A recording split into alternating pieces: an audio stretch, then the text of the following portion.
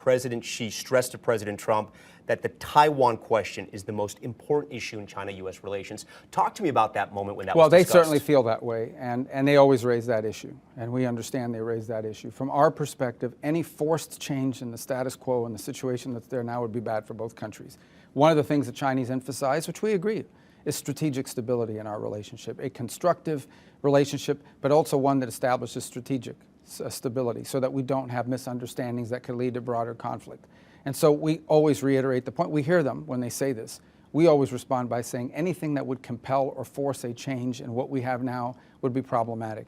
And we would certainly, our policies on that have not changed. It's been pretty consistent across multiple presidential administrations and remains consistent now. Did President Xi request to President Trump not to sell weapons to Taiwan? Well, that topic has been discussed in the past. It did not feature prominently in today's discussion. We know what their position on that is already. Remember, Congress plays a role in that process as well. And we have sold them weapons in the past. That's existed as recently as December, which they were very upset about.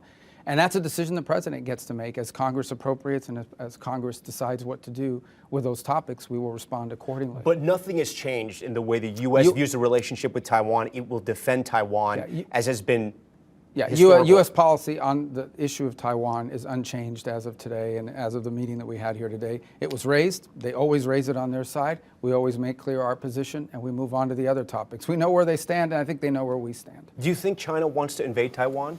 Well, I think China's preference is probably to have Taiwan willingly, voluntarily join them. In a perfect world, what they would want is some vote or a referendum in Taiwan that agrees to fold in. I think that's what they would prefer. Ultimately, it's featured prominently in President Xi's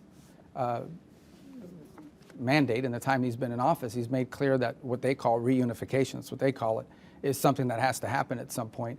We think it would be a terrible mistake to force that through force or anything of that nature.